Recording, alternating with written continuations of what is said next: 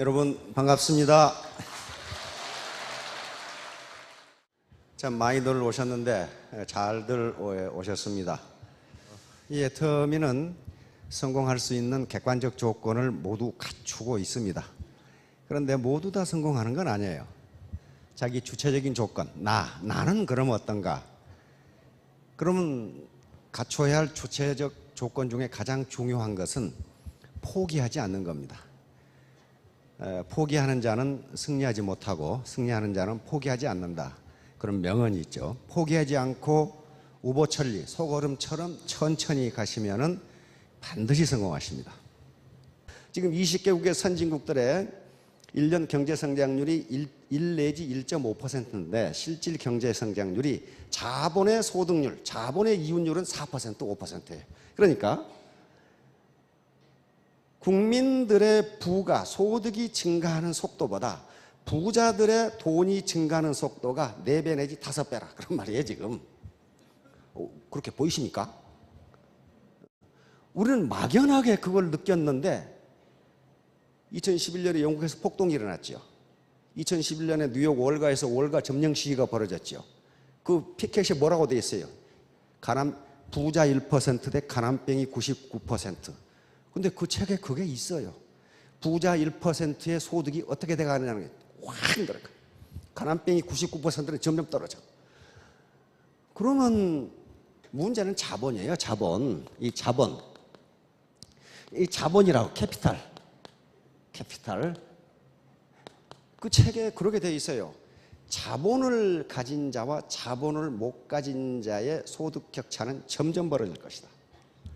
왜냐하면 노동의 생산성보다 자본의 생산성이 4배 내지 5배가 된다.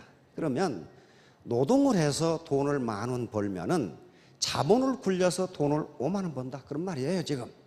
자본을 굴리면 그렇게 번다.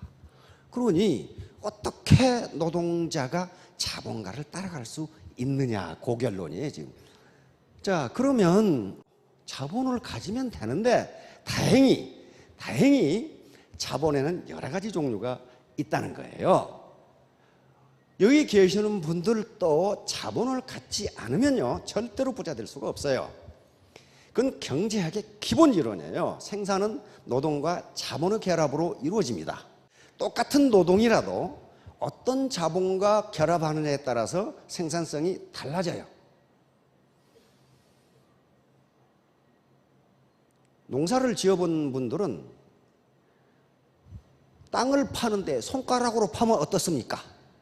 팔 수 있죠? 손가락으로 파서 씨 심을 수 있어요. 그런데 손가락으로만 땅을 판다? 그것은 노동만 가지고 땅을 파는 거예요. 그러면 그 노동이 자본과 결합하면 생산성이 늘어요. 예를 들면 호미를 가지고 판다. 호미를 뭐라고 부르냐면 자본이라고 부릅니다. 자본이에요. 자본과 노동이 결합하면 땅 파는 속도가 빨라진다니까요. 거기다가 소라는 자본, 쟁기라는 자본을 쓰면 땅 파는 속도가 더 빨라져요. 거기다가 자본 집약도가 높은 트랙터를 가지면 노동자 1인당 할 수 있는 생산성이 훨씬 올라가요. 그것이 자본과 노동의 결합입니다. 그러니까 자본을 갖지 않으면 생산성이 올라갈 수가 없어요. 올라갈 수가 없다고요. 자전거에다 물건 싣고 가는 거하고 트럭에다 물건 싣고 가는 것하고 어떤 것이 생산성이 높으냐 하는 거예요. 자전거하고 트럭하고는 자본의 집약도가 달라요. 그러니까 같은 노동력인데 어떤 자본과 결합하느냐에 따라서 생산성이 다르고 생산성이 다르다는 것은 소득이 다르다 그런 말이에요. 그러면 여기 계시는 분들도 자본을 가져야 되는데 다행히 자본에는 종류가 굉장히 많습니다. 과거에는 경제자본, 즉 돈이라고 합시다. 돈으로 대표되는 경제자본만 자본이라고 그랬어요. 근데 지금은 그 자본의 범위가 점점 넓어진다. 문화자본, 상징자본, 인적자본, 그다음에 유형자본, 무형자본, 사회자본, 심리자본, 매력자본. 이 매력도 자본입니다. 매력 엄청난 자본. 여기 앞에 지금 여자 사장님들 굉장히 매력적인데 매력적인 분들이 패션 모델 이렇게 걸어가 봐요. 돈 엄청 벌어요. 단지 자기가 가지고 있는 것은 매력이라는 자본 하나밖에 없어요. 그러면 여러분들은 자본을 축적하지 않으면 안 된다는 거예요. 자본을 축적하지 않으면 돈을 벌 수가 없어요. 피케티의 말은 맞아요. 자본을 가진 자가 돈을 번다예요. 자본을 가진 자가 돈을 번다. 그런데 다행히 우리는 자본의 범위가 굉장히 많기 때문에 돈을 벌 수가 있다는 거예요. 애텀이라는 도구를 이용해서 여러분들이 소셜 네트워크를 만드시라는 거예요. 그 유일한 자본밖에 없어요. 여기 혹시 부모로부터 거액을 물려받지 않으셨다면은 그 애텀이라는 도구를 이용해서 소셜 네트워크를 만드시면 그 자본이 소셜 캐피탈이 되니까 그 자본을 바탕으로 부자가 될 수 있다. 그런 말이죠. 자, 그러면 오늘 제가 할 것이 목표 설정이라는 거예요. 목표 설정. 왜 이거하고 이거하고 무슨 관계가 있냐? 깊은 관계가 있어요. 여기 오신 것은 뭔가 지금 자기 의도를 가지고 오신 건데 부자가 되는 일이건 사법시험에 합격하는 일이건 대학에 가는 일이건 모든 인간은 어떤 목표가 있습니다. 목표. 이 목표라는 것이 굉장히 중요해요. 자, 우선 현자들의 말을 한번 들어보도록 하겠습니다. 이쪽이 플라톤이고 아리스토텔레스예요. 라파엘이라고 하는 화가가 그린 그림입니다. 아테네 학당이라는. 벌써 2000년이 훨씬 넘었는데 아리스토텔레스도 첫째, 뚜렷하고 실질적인 목표를 가져라. 이게 현자들은요, 그러니까 항상 의사결정에서 가장 중요한 게 목표를 어떻게 잡느냐 하는 거예요, 목표. 우리가 인생을 살아가는 것 자체가 의사결정이거든요. 의사결정은 선택이에요, 선택. 뭘 선택할 것이냐 하는 문제인데, 오늘 친구하고 어디를 갈 것인지, 애터미 석세스 아카데미에 올 것인지, 이게 선택이에요. 여기 오셨다면 그쪽은 못 하는 것이고, 그쪽으로 가신 분은 여기 못 오시는 거예요. 이게 선택행위입니다. 그게 이제 목표를 정하는 거예요. 그래서 이 목표를 달성하려면 지혜, 돈, 물자, 방법 등 그 목표를 달성하는 데 필요한 수단을 찾고, 그리고 당신이 가진 모든 수단을 그 목표에 맞춰 나가면 당신은 그 목표를 달성할 수 있다. 이게 아리스토텔레스의 얘기입니다. 워렌 버핏 잘 아시죠? 세계적인 주식 투자 거부입니다. 위험은 자신이 무엇을 하는지도 모르는 데서, 다시 말하면 자기 목표가 뚜렷하지 않다. 내가 애터미 사업을 왜 하는지, 그 목표가 뚜렷하지 않으면 그건 위험하다. 그 망하기 딱 좋다. 딱 좋다. 자, 성공의 8단계 아까쯤에 많은 분들이 얘기해서 그 맨 먼저 나오는 게 항상 목표예요. 목표. firm goal setting 제가 이렇게 썼어요. 확고한 목표 설정이에요. 그런데 이게 바로 의사결정이에요. 이제 의사결정에서 가장 먼저 나오는 게 항상 목표, 이렇게 탁 나와요. 목표. 그 의사결정을 하는 목표가 뭐냐는 거예요. 의사결정이요, 이게 아무것도 아닌 것 같은데 의사결정 이론 하나만 가지고 여기서 노벨 경제학상이 지금까지 8개가 나왔어요. 인간은 어떻게 의사결정을 하는 것인가. 점점 인간의 의사결정이 복잡해져요.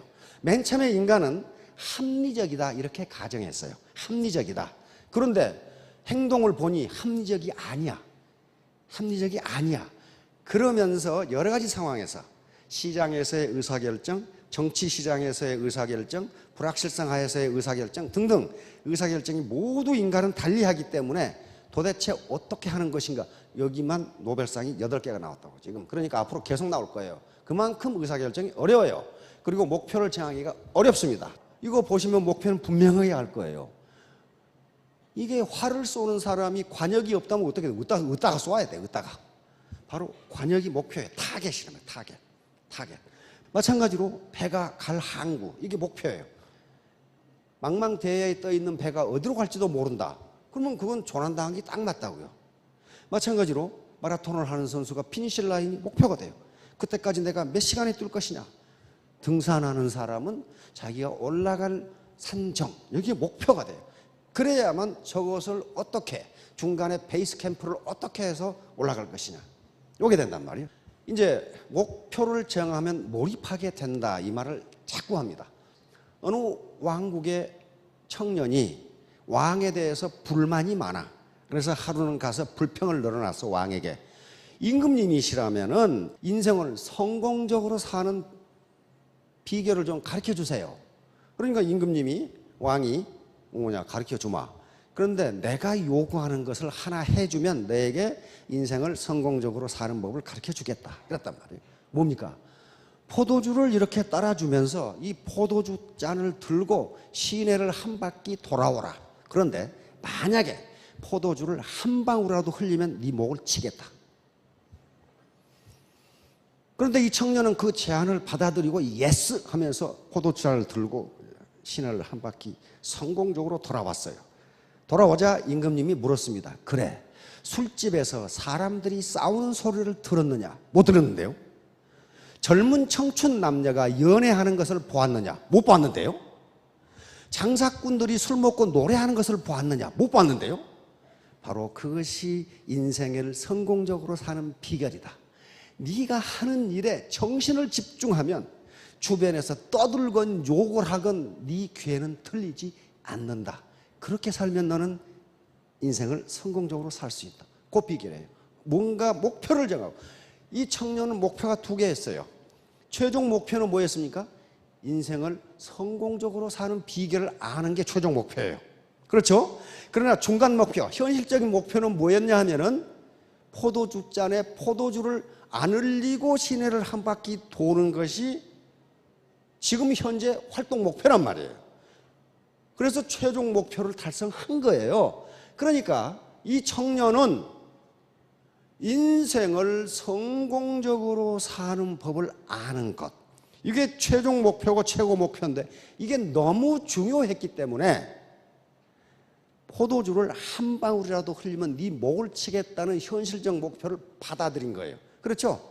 만약에 이 청년이 인생을 성공적으로 사는 법, 이걸 아는 게 별로 중요하지 않다고 생각했으면 그 리스크를 감당을 안 할 거라고요.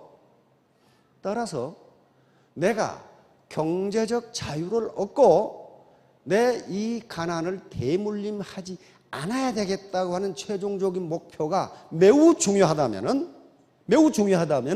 어쩌면 어려울지도 모르는 사업을 포기하지 않을 것이다 그 말이에요. 그러나 그 목표 자체가 내가 우리 자손들에게 하고 싶은 걸 해주고 그 다음에 경제적 자유를 얻는 것이 그렇게 나에게는 중요한 목표가 아니라고 생각되면은 애터미 사업을 하면서 조그만 어려움에 직면하면 그만둘 거예요. 그 문제, 그 차이예요. 그 차이밖에 없어요. 내가 균형 잡힌 삶을 살려고 하는 게 중요하냐, 얼마나 중요하냐. 그 차이란 말이에요. 자, 헨리 포드. 대부분의 사람들이 사소하다고 무시하는 것들에 관심을 갖는 소수가 부자가 된다. 다수가 부자가 되는 게 아니에요. 그런데 여러분들이 아셔야 될 건 애터미 사업은요, 스몰 비즈니스가 절대로 아닙니다. 빅 비즈니스예요. 아니, 매월 5천만 원 버는 비즈니스가 그렇게 스몰 비즈니스입니까? 사소한 비즈니스 아니에요. 사소한 비즈니스 아니라고요. 그리고 내가 다단계 한다 그러면 우리 친구들이 나를 무시할 거 아닌가? 무시 안 해요. 무시 안 한다고요. 그건 존경하는가? 존경도 안 해요. 존경도 안 해. 그럼 못 두는가? 아무 관심이 없어요. 아무 관심이 없어요. 그러니까 스스로 판단해서 나를 무시할 거다, 그 생각하지 마세요. 저는 언제나 이야기하는데 애터미 사업은 애국 사업이에요. 나 혼자 잘 먹고 잘 살자는 게 아닙니다. 수출을 한다는 것 자체가 애국 사업이에요. 우리는 수출로 먹고 살아야 되거든요. 이걸 이렇게 되는데 공짜로 됩니까?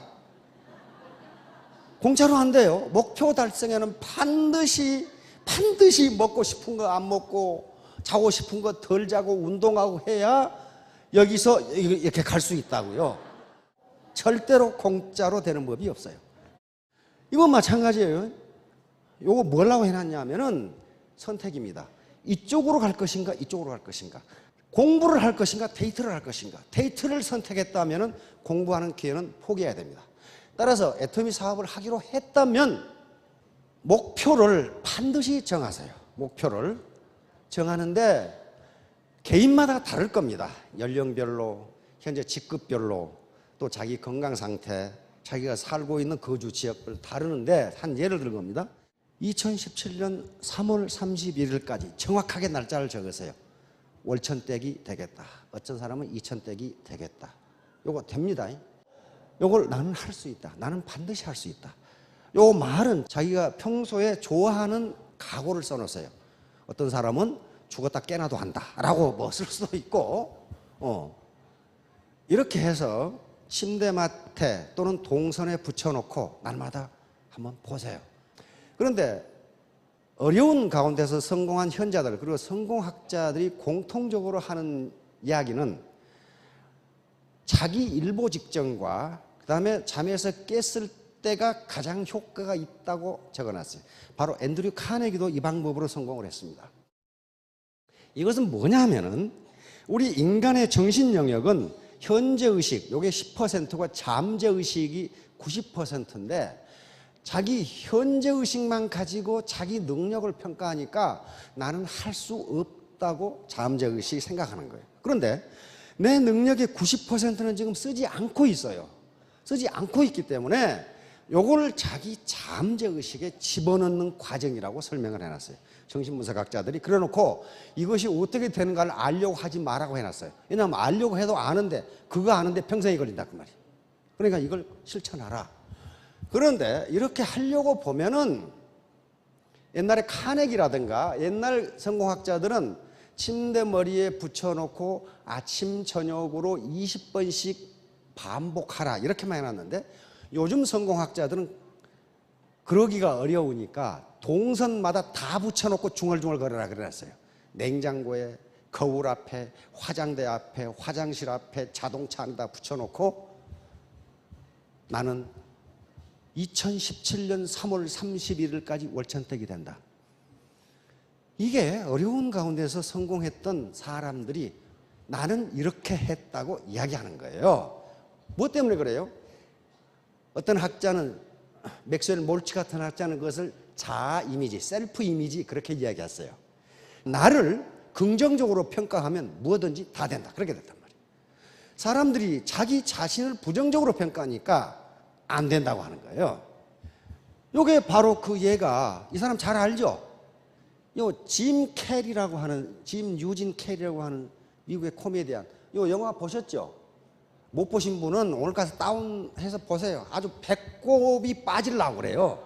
이거 에이스 벤츄라, 마스크, 더 케이블 가이. 요 캐나다 출신입니다. 캐나다 출신 미국 허리우드 코미디언인데 너무 가난해가지고 폐차장에서 잠을 자고 하루에 맥도날드 햄버거 하나 가지고 하루를 때운 그런 가난병이에요. 그런데 이 친구는 항상 뭐라고 생각해요? 나는 영화 한 편 출연에 개런티 1,000만 불을 받은 그런 인류 코미디언이 되겠다고 늘 생각했어요. 1,000만 불이면 우리 돈으로 얼마예요? 100억이잖아요. 영화 한 편 출연에 100억을 받는 세계적인 코미디언이 되겠다. 그래 놓고 항상 1,000만 불짜리 수표를 지갑에 가지고 다녔어요. 지가 그려가지고 1,000만 불짜리. 그런데 에이스 벤츄라 그 다음에 더 마스크가 성공하면서 1,000만 불 개런티를 받습니다. 그리고 더 케이블 가이에서는 무려 한 편 출연에 2,000만 불에 200억을 받았어요. 개런티를. 그러면 이 친구가 수첩에 가지고 다닌 가짜 수표가 부적이었느냐? 그게 아니에요. 계속 자기 암시를 준 거예요. 나는 1,000만 불을 받을 수 있는 배우다. 나는 1,000만 불을 받을 수 있는 코미디아이다. 이렇게 하니까 그게 실행이 된 거란 말이에요. 자, 요게 이제 바로 잠재의식에 집어넣는 거예요. 나는 이곳에 가고 싶다. 그런데 잠재의식이 가지 마. 그러면 못 간다는 거예요. 여기 오신 분들은 의식적으로는 내가 꼭 거기를 가야 되나? 근데 잠재의식이 뭐라고 그랬느냐? 한번 가봐. 뭐 하라고 그러는지. 그래서 여기 오신 거란 말이에요. 잘 오셨어요, 일단. 나도 이렇게 돼야 되고 또 붙여놨는데, 아이고, 이번만 먹고 내일부터 이렇게 하지. 이렇게 된 거란 말이에요. 자, 이 아름다운 아가씨가 지나가니까 노소의 모가지를 다 비틀어. 다 봐. 안 본 놈이 한 놈도 없어요. 여기. 무의식의 작용이에요. 무의식의 작용. 마누라하고 강남 대로를 걸어가면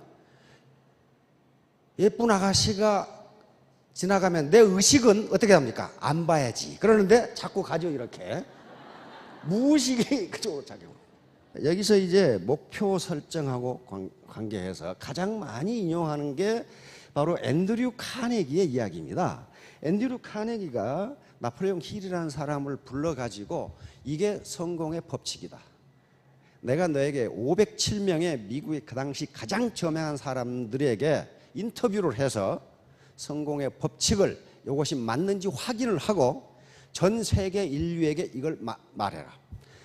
내가 생각하기에 성공의 법칙이라는 것이 있는데 그 법칙은 매우 쉽고 누구나 알 수 있다. 그러니 네가 다시 한번 확인하고 책으로 써서 전 세계 사람들에게 알려서 전 세계 모든 사람이 부자가 되도록 만들어라. 그래서 나온 책이 성공의 법칙이라는 책이라고 그랬죠. 나중에 그걸 다시 그 8권으로 나왔는데 방대합니다. 그래서 보통 사람들이 이걸 언제 읽고 성공하느냐 해서 자기가 다시 9년 뒤에 그 책을 한 권으로 묶어서 나온 게 Think and Grow Rich라고 책이죠. 근데 이 제목 자체 내가 성공의 법칙 그냥 들어있어요. 생각하라. 그러면 부자가 되리라. 부자가 되리라. 그러니까 당신이 부자가 된다고 생각하라. 그러면 당신은 부자가 된다. 이게 금방 나온 책이 아니고 20년간 연구한 책이에요. 미국의 가장 저명한 507명을 인터뷰하고 그 다음에 그 나폴레옹 힐은 카네기가 지정해준 507명 말고 스스로 2만 5천 명을 인터뷰했다 이렇게 돼 있어요. 2만 5천 명의 성공자와 실패자를 인터뷰한 결과 카네기의 말이 맞더라. 그런데 이제 그 나폴레옹 힐 체계가 바로 카네기가 이것이 성공의 법칙이다 라고 말해준 게 있어요. 근데 그게 코끼리 냉장고에 넣기예요. 코끼리 냉장고에 넣는 거 3단계면 끝나죠. 냉장고 문을 연다, 코끼리를 넣는다, 냉장고 문을 닫는다. 그러면 코끼리 냉장고에 넣잖아요. 그런데 우리의 관념은 말도 안 되는 소리. 그 작은 냉장고에 코끼리를 어떻게 넣어? 아니, 냉장고를 코끼리가 들어가도록 만들면 될 거 아니에요. 그렇잖아요. 그런데 우리의 고정관념은 집에 있는 냉장고만 생각하니까 코끼리가 안 들어간다고 생각하거든. 들어가요. 크게 만들면. 그거 똑같아. 자, 첫째, 카네기가 얘기한 것은 당신이 얼마를 벌 것인가를 정하라. 그렇게 됐어요. 이게 뭡니까? 목표예요, 목표. 벌고 싶은, 그러니까 벌고 싶은 금액, 벌고 싶은 금액을 정해라. 이게 목표 설정입니다. 어제 밤에 하셨던 인생 시나리오 작성이에요. 내가 집은 어떻게 하고, 자동차는 어떻게 하고, 땅은 어떻게 하고, 캐시, 현금은 어떻게 하고, 이게 목표 설정이란 말이에요. 근데 그걸 구체적으로 정하라 그랬어요. 구체적으로. 두 번째, 무엇을 해서 볼래? 아니, 뭔가 해야 될 거 아니에요. 무엇을 할 것인가? 아니, 뭔가 해야 될 거 아니에요. 미용실을 해서 월 5천만 원을 벌겠다. 그렇게 할 수 있어요. 어디서? 압구정동이라든가 이런 데서 명동이라든가 이렇게 해서 많은 사람을 거느리고 할 수 있어요. 5천 벌 수 있어요. 있는데 그렇게 되려면 어떻게 돼요? 자기가 탁월한 세계적인 미용사가 돼야 돼. 그렇잖아요. 그러면 그 전에 내가 무엇을 할 것인가를 정해야 된다고. 그 다음에 세 번째 뭐라고 그랬냐면은 언제까지 그렇게, 언제. 이게 이제 시한이에요, 시한. 이게 시한이 없으면요, 그건 목표가 아니에요. 언제까지 그렇게 할래? 2017년 3월 31일까지라고 한 딱 그게 정해져야 목표로서의 가치가 있어요. 그게 시한이 안 정해지면 뭐 평생을 갈 수도 있고 이렇게 되면 목표로서의 가치가 전혀 없어요. 네 번째는 활동계획. 그러면 이렇게 목표도 정하고 무슨 할 일도 정했고 언제까지 할 것인가 했으면은 즉각 활동에 들어가야 돼요. 그런데 카네기는 뭐라고 그랬냐면은 요 활동 계획이 비록 완벽하지 않더라도 즉각 활동에 나서라고 그렇게 돼 있어요. 그러니까 내가 지금 애터미 사업에 대해서 큰 완벽하게 이해를 하지 않았더라도 내가 적어도 하루에 5사람은 만나겠다라고 했으면 무조건 만나라는 거예요. 이게 지금 카네기가 하는 얘기. 활동 계획이 비록 완벽하지 않더라도 즉각 활동에 옮겨라. 머리로 생각하고 가슴으로 결심하는 데는 1분도 안 걸린다. 그런데 몸이 움직이는 데는 상당히 시간이 걸린다는 거예요. 72의 법칙이라는 게 있습니다. 72. 결심한 것을 72시간 내에 행동으로 옮기지 않으면 그것이 성공할 확률은 1%에 미치지 못한다. 그게 72대 1의 법칙이에요. 이게 3일이거든요. 우리 작심 3일이라는 말이 있듯이 결심한 것을 3일 이내에 행동으로 옮기지 않으면 그것이 성공할 확률은 1%에 미치지 못한다. 이게 72의 법칙이에요. 72대 1의 법칙인데 마찬가지로 활동 계획도 이와 같이 내가 월 5천만 원을 벌겠다. 또는 3천만 원을 벌겠다. 월천택, 이천택이 되겠다. 이렇게 했으면은 무엇을 해서 볼래? 이건 냉철한 이성이 필요합니다. 아무리 열심히 일해도 월천택이 될 수 없는 일들이 많아요. 우리 경제 상황으로 봐서 또 시대의 흐름으로 봐서 그렇게 안 되는 일이 많다고요. 그래서 이건 냉철한 이성으로 판단을 하셔야 되고 언제까지 그렇게 할래? 언제까지? 활동 계획을 세우고 5번째. 이건 별로 중요하지 않은 것 같은데 카네기는 이걸 무지무지 아주 중요하다고 강조해요. 종이에 적어라. 종이에 적어라. 카네기가 살 때는 컴퓨터가 없었으니까 컴퓨터로 쳐라. 그 말은 없어요. 하여간 종이에 적어라. 6번째. 요 침대에 붙이고 아침 저녁으로 중얼중얼 외워라 그랬어요. 그래 놓고 요 5번째, 6번째가 별로 중요하지 않은 것 같은데 이상하게 카네기는 요게 제일 중요하다 그랬어요. 이게 제일 중요하다. 제일 중요하다. 요게 카네기는 그 말을 쓰지 않았지만은 오늘날 정신분석학자들이 얘기하는 자기의 의지, 자기의 의식을 잠재의식 속에 집어넣는 바로 자기 암시예요. 자기 암시. 카네기는요, 원래 스코틀랜드의 가난한 농부의 아들입니다. 어머니가 일찍 돌아가셨기 때문에 또 집이 너무 가난했기 때문에 초등학교를 마치지를 못했어요. 그래서 미국으로 이민을 오게 됩니다. 그게 필라델피아죠. 피츠버그 쪽이요. 그런데 카네기가 9살 때 어머니가 돌아가셨기 때문에 아버지는 새 어머니를 얻게 됩니다. 새 어머니를 얻게 되는데 이 새 어머니가 바로 카네기로 만든 사람이에요. 워낙 동네 개구장이기 때문에 아주 말썽꾸러기예요, 카네기가. 그래서 새 어머니를 만난 날 아버지가 새 어머니에게 얘기를 해줍니다. 당신 이해를 조심하라고. 우리 동네 최고 말썽꾸러기인데 이 밤이 새기 전에 당신은 아마 봉변을 당할 거라고. 그런데 그때 이 새 어머니가 카네기를 끌어안으면서 당신이 틀렸어요. 이 아이는 말썽꾸러기가 아니라 똑똑한 거예요. 그렇게 말해준 거예요. 카네기는 생전 머리에 털나고 자기가 똑똑하다는 말을 처음 들어봤어. 계속 그때까지는 동네 말썽꾸러기, 저 형편없는 놈 이랬는데 새 어머니가 자기를 똑똑하다고 인정해 준 거예요. 그게 아주 카네기의 평생을 가는 암시가 된 거예요. 카네기는 그걸 받아들였어요. 받아들여서 나는 똑똑한 사람이라고 생각하기 시작합니다. 그런데 그 새 어머니가 들어오면서 그 새 어머니의 집안을 경영하는 활동력에 또 아이디어에 감동을 받게 됩니다.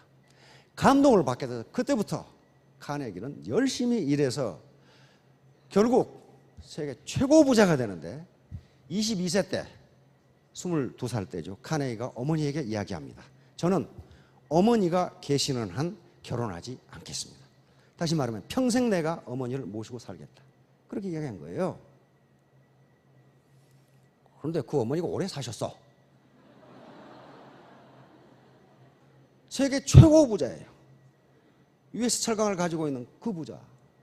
그 부자인데 52세 때 어머니가 돌아가십니다. 그래서 카네기는 53세에 결혼을 합니다. 어머니하고 약속을 지켰어요. 왜? 이 어머니의 한마디. 당신이 틀렸어요. 이 아이는 말썽꾸러기가 아니라 똑똑한 거예요. 그래서 세계 최고 부자인 앤드류 카네기를 마마보이라고 그럽니다. 평생 그 어머니를 모시고 의지하면서 살았어요. 그만큼 한마디. 긍정적인 암시, 긍정적인 파지티브 서제션이죠. 긍정적인 암시는 중요합니다. 그런데 인간은 오감 말고 육감이라는 게 있다고 그랬죠. 오감은 우리가 물리적으로 감각을 느끼는 게 오감입니다. 눈으로 보는 걸 뭐라 그러죠? 시각이라 그러죠. 시각. 귀로 듣는 걸 청각. 입으로 맛보는 걸 미각. 코로 냄새 맡는 걸 후각. 피부 접촉으로 아는 걸 촉각. 그런단 말이에요. 이게 오감이에요. 이건 우리 신체가 가지고 있는 감각기관을 통해서 뭔가 느끼는 거예요. 그런데 그거 말고 식스센스가 있어요. 제6감. 어떤 초월적인 정신의 작용으로 느끼는 거예요. 여기 아주 매력적인 여자분들 많은데 어떤 총각이 아가씨 저 사랑합니다. 그러면 그것은 청각으로 사랑한다는 좋은 말을 들었는데 진짜 사랑한지 안 한지는 이 눈을 보면 알아. 눈을. 이놈이 나를 꼬시려고 그러는지 안단 말이에요. 그게 제6감이에요. 식센스. 그래서 인간은 오감으로 느끼는 것으로 최종 판단을 안 하고 제6감으로 느끼는 걸 최종 자기의 판단으로 삼는다 그 말이에요. 자, 애터미 사업을 하는데 말을 잘한다, 청산유수를 한다 하는 게 중요한 것이 아니다. 내 진정성을 전달해요. 진정성. 나는 당신을 이용해서 내 돈벌이를 하려고 하는 게 아니다. 싸고 좋다. 당신 요것을 쓰기만 해도 당신 가정 경제에 도움이 된다. 이 진정한 마음이 있어야 된단 말이에요. 그리고 당신이 사업을 하고 싶다면 나하고 같이 동반 성공하자. 요 진정성이 전달되면은 거부하지 않습니다. 바로 그러면 자기부터 확신을 가져야 되는데 바로 카네기가 이야기한 이 단계라는 것도 뭐냐? 당신이 하는 이 애터미 사업이 애국 사업이고 동반 성장하는 사업이고 이 물건을 쓰기만 해도 당신 가정 경제에 도움이 된다는 것을 자기가 먼저 느껴야 될 거 아니에요. 그렇죠? 자기가 자신이 없는데 어떻게 상대방에게 좋은 육감을 주겠어요? 저도 마찬가지예요. 저도 처음에 우리 박은길 회장이 이 경제연구소장을 해달라고 할 때 이런 지하에 거부했지. 왜냐하면 내가 사기칠 일이 있냐? 뭐 이렇게 되는 거예요. 그러다 저도 여러분처럼 여기 앉아서 여러 번 강의 들었어요. 저 성리산에도 듣고 저 대전에서도 듣고. 그러다가 저는 경제학을 전공한 사람이기 때문에 현재 전 세계적인 자본주의 국가의 큰 문제, 일자리 문제와 소득 분배 문제를 어쩌면 해결할 수도 있네. 이렇게 된 거란 말이에요. 우리가 지금 여기 큰 일을 하시다가 은퇴한 분들이 많습니다. 우리가 사회에 기여하는 것, 내가 가진 것을 뭔가 돌려주는 것, 그걸 재능 기부라고 그러죠. 그런 마음을 가지고 하시면은 동반 성공하시게 된다는 거예요. 자, 목표 설정 중에 오늘 또 판매사가 또 나옵니다. 이게 그렇게 중요하다는 거예요. 한 예가 나는 100일 만에 오토 판매사가 되겠다. 이걸 이렇게 목표로 잡을 수 있다는 거예요. 이것은 100일이라는 개념은 제가 생각엔 1000시간을 얘기합니다. 1000시간. 하루 10시간 투자를 해서 1000시간을 하면은 판매사에 될 수 있다. 그러니까 하루에 10시간 투입을 못하고 세컨 잡, 사이드 잡을 하시는 분은 5시간 투입하면 200일이 걸리겠죠. 그러니까 어떤 기준을 잡은 겁니다. 10시간 몰입하는 것을 기준으로 해서 1000시간이면 가능할 것 같다예요. 우리 지금 이 로얄 마스터나 스타 마스터 분들은 어떤 분은 한 달 만에 되신 분도 있어요. 이분들은 24시간을 투입한 거예요. 그러니까 그게 가능했어요. 그러나 개인마다 사정이 다르기 때문에 바로 하루에 10시간을 몰입하면, 그러나 이것은 스트레치 목표입니다. 스트레치 목표는 자기가 최선을 다한 그것보다 20% 내지 30%더 높은 목표. 이건 G2의 잭 웰치가 말한 겁니다. 이렇게 해서 이게 왜 중요하냐 하면요, 이게 사관학교를 졸업하고 바로 장군이 되는 게 아닙니다. 장군이 되기 위해서는 뭐부터 시작해야 되느냐? 우선 소위로 임관해야 돼요. 육군 소위로 임관해야 돼요. 그래서 중위, 대위, 소령, 중령 이렇게 올라가는 거지, 느닷없이 어느 날 중령이 된다든지 그렇게 되질 않아요. 일단 소위로 임관해야 돼. 일단 육군 소위로 임관해야 돼. 다시 말하면 오토 판매사가 되는 게 설렁설렁해서 되는 게 아니라는 거예요. 왜? 이때 이제 육군 소위로 임관하면 중위, 1년 만에 중위, 2년 만에 대위 이렇게 올라가게 돼 있어요. 밑에서 막 밀고 올라오니까. 그래서 이게 중요하다는 거예요. 여기까지가 어렵다는 거예요. 자, 말콤 그레듀얼이라고 하는 흑인 작가입니다. 원래 저널리스트인데, 이게 바로 티핑 포인트라고 하는 책이 나오면서 유명해지기 시작한 거예요.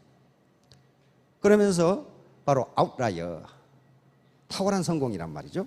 나오면서 미국을 발칵 뒤집어진 거예요. 아, 성공이 좋은 머리와 좋은 학벌이 아니네. 이렇게 된 거란 말이에요. 왜? 거기에 실증적인 예를 엄청나게 늘어났어요. 엄청나게. 바로 티핑 포인트라는 것은 어떤 물리 현상이 또는 어떤 사회적 현상이 갑자기 바뀌는 포인트를 티핑 포인트. 물리학에서는 임계점, 크리티컬 포인트. 자, 이게 지금 여기서 돌을 굴리고 여기까지 올라가는 데는 엄청나게 힘들어요. 엄청나게 힘들다고요. 그런데 일단 여기 티핑 포인트에 도달하면 지 혼자 굴러가, 지 혼자. 밀고 자시고 할 것이 없다. 이게 판매사란 말이에요. 굉장히 힘들어요. 왜? 뭐 때문에 힘드냐? 육체적으로 힘든 게 아니라 생전 처음 해보거든. 저쪽 구미에 하루에 몇 억씩 결제하시던 건설회사 사장님이 계셔. 싹 결제하면 10억 이렇게 나가더라. 근데 이분이 칫솔 900원짜리를 가지고 팔로 다니는. 이야, 그게 힘든 거예요, 그게. 근데 그분은 그래. 그렇게 팔아보니까, 아, 이게 진짜 돈이로구나 하는 게 생각해요. 이게 진짜 돈이로구나. 이게 치약 2,700원짜리, 아이, 10억짜리 오금 결제하시던 분이 900원짜리 칫솔 들고 다니려니 얼마나 쪽팔려요. 이게 힘든 거예요. 이게 지금, 이게 이렇게 올라가는 거란 말이에요. 그러나 일단 여기 올라가 버리면 굴러가 버려요. 자, 요거예요. 제가 이 애터미 사업의 전개 과정을 이렇게 그린 겁니다. 여기가 판매사예요. T1 판매사.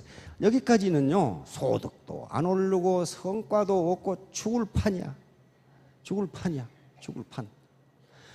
그러나 일단 여기에 판매사 T1에 도달하면, F점에 도달하면요, 갑자기 상승 곡선을 그려요.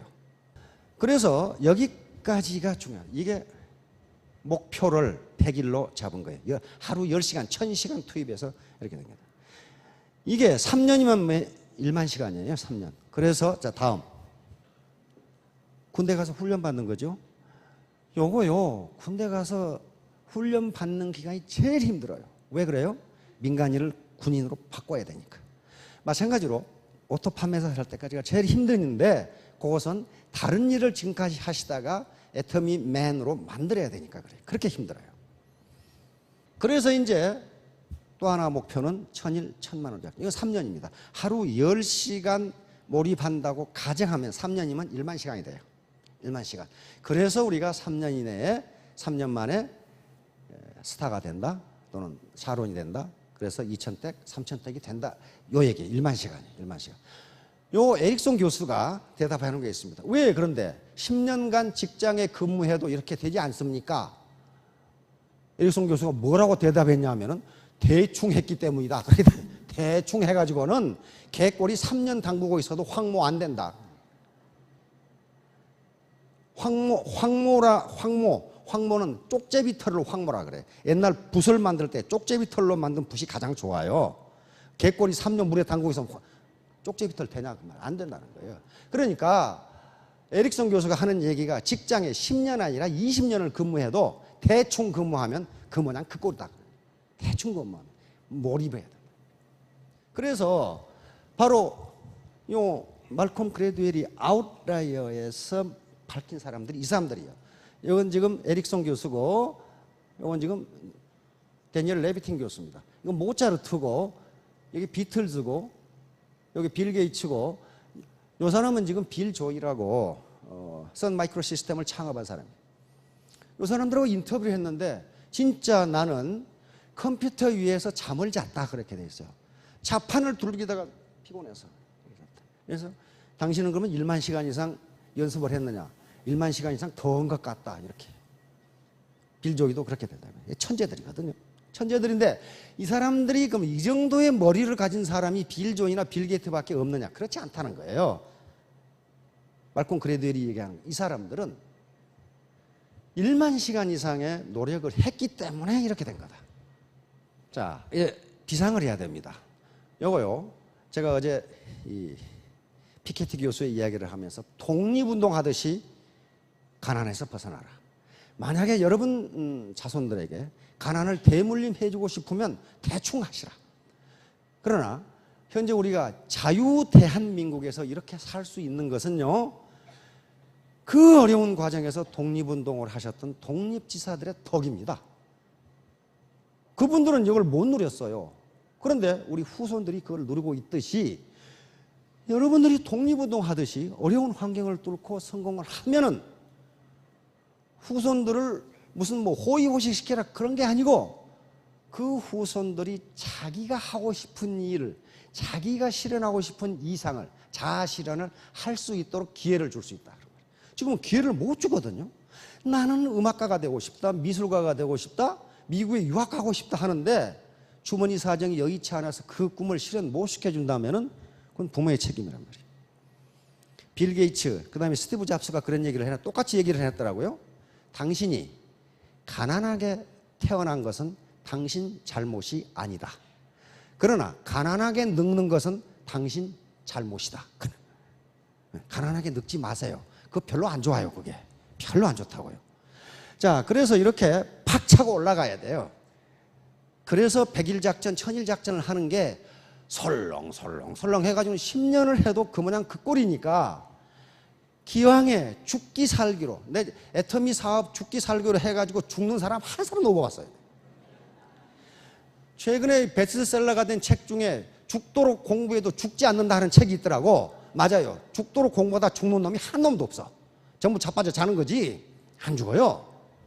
그래서 박차고 올라가야 되는데 박차고 올라가는 걸 방해하는 놈이 있어요. 네, 자존심, 체면, 가족의 반대, 이런 것들을 극복하는 게 앞에서 티핑 포인트까지 올라가는 길이 힘들다 하는 거예요. 요 원숭이 잡는 것 잘 아시죠? 요 슬라이시라고도 하고 셀레베스 섬이라고 통상 얘기해요. 인도네시아의 큰 섬인데 섬 주민들이 원숭이를 잡는 법입니다. 거기에 여기에 무슨 조롱박이 있대요. 조롱박이 있는데 조롱박이 다 크고 나면은 굉장히 단단하답니다. 안 깨져요. 그래서 조롱박이 조금 했을 때 조롱박 모가지를 이렇게 뭘로 감아놓은데, 그럼 조롱박이 마치 이렇게 이제 되는 거예요. 그럼 다 크면 안에를 긁어내버리고 안에다가 쌀을 집어넣는데요. 쌀을 집어넣으면 원숭이라는 놈이 그 쌀을 꺼내기 위해서 손을 이렇게 집어넣는데, 그리고 안에 쌀이 있으니까 쌀을 한 주먹 쳐가지고 이렇게 하면 안 나와 거기가. 이렇게 하면 조롱박 속으로 손이 들어가는데 여기서 주먹을 치고 꺼내면 안 나와. 근데 이 조롱박이 나무에 묶어져 있기 때문에 그렇게 가면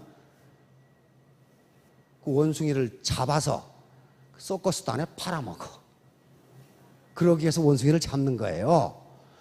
그런데 이놈의 자식은 잡혀가지고도 주먹을 안 펴. 조롱박을 들고 다녀 이렇게. 그 쌀을 안 놓으려고. 근데 과학자들이 그 원숭이를 연구하는데 그 방법으로 원숭이를 잡는답니다. 원숭이가 나무 위에 있기 때문에 마취총으로 쏴버리면 떨어져 다친다거나 죽기 때문에 저걸 어떻게 사로잡을꼬 했더니 원주민들이 그렇게 잡더라 이게. 그래서 과학자들도 이런 썩은 나무에다가 구멍을 조금 파고 이렇게 하면 손이 들어가고 주먹지만 안 나오게 해놓고 쌀을 집어넣어놓고 내놓으면 요 자식이 잡으러 가도 절대로 이걸 안 편대. 그래가지고 이 자식이 결국 어떻게 되냐 이렇게 된단 말이야. 뭐라고 그랬어요? 나 나가고 싶을 뿐이야 이렇게 지금. 다시 말하면 조그마한 걸 놓지 않으려다가 자기 자유를 잊어버려. 자유를 잃어버려. 자유를. 손에 잡고 있는 거 조그만 것들 그냥 놔버리세요. 체면이라든가 피곤함, 자존심, 나를 무시하는 것 같은. 근데 무시 안 한다고 그랬죠, 어제? 그걸 놔버리면 경제적 자유를 얻을 수 있습니다. 자, 우리의 능력은 태도, 애티튜드라는 것을 알파벳 순으로 합해보면 100이 된다 그랬죠. 100이 됩니다. 그런데 A, ability, 내가 가지고 있는 능력은 1%만 있으면 돼요. 1%. 1%만 있으면 되고 나머지는 전부 마음 자세, 트러스트라든가 다 태도에 관계됩니다. 태도는 멘탈 애티튜드예요. 자기 정신 자세란 말이에요. 이것은 돈이 드는 것도 아니고 부모로부터 물려받은 것도 아니고 자기가 결심하면 되는 거예요. 그래서 100점이 되면은 뭐가 되냐? 신사숙녀가 되고 멋있는 사람이 돼요. 멋있는 사람은 성공합니다. 자, 여러분 3년 후, 5년 후에 전부 3,000댁, 5,000댁이 되시기 바랍니다. 예, 감사합니다.